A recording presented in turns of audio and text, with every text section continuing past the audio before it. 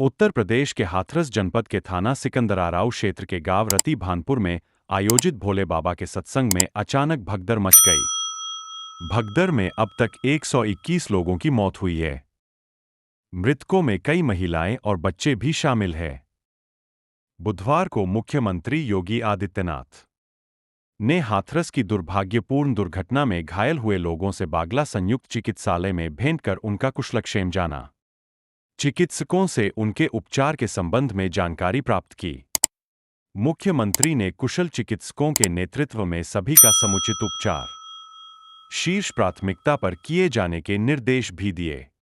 उन्होंने कहा कि इस कठिन समय में राज्य सरकार पूरी तत्परता और संवेदनशीलता के साथ पीड़ितों और उनके परिवार के साथ खड़ी है।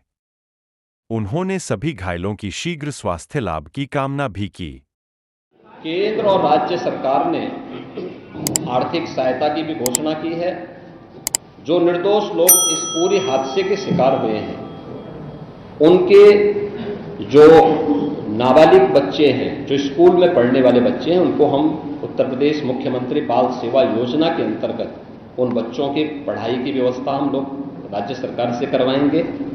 उन्हें जिस भी स्कूल में पढ़ रहे होंगे, जिन भी संस्थाओं में पढ़ रहे होंगे, या उनके स्कॉलरशिप आदि की व्यवस्था के लिए भी राज्य सरकार ने तय किया है। और प्रत्येक मृतक के परिवारजन को भी केंद्र और राज्य सरकार मिलकर के 4 लाख रुपए की सहायता और गंभीर रूप से घायल व्यक्ति को 1 लाख रुपए की सहायता दे रही है। इस पूरी घटनाक्रम के लिए हम लोगों ने एडीजी आगरा की अध्यक्षता में एक एसआईटी गठित की है, जिसने अपनी प्रारंभिक रिपोर्ट दी है। और इस घटना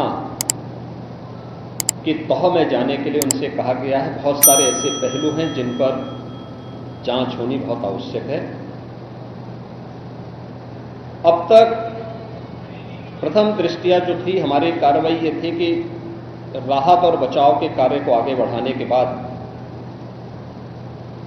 आयोजकों को पूछताछ के लिए बुलाना,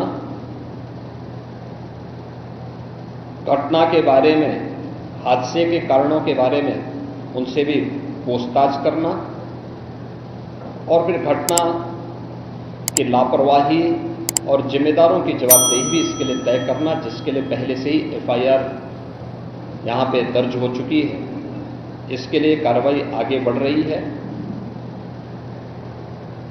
हम लोग इस बात को किसी भी प्रकार से डिनाई नहीं कर सकते कि इस प्रकार की घटना केवल एक हादसा नहीं होता।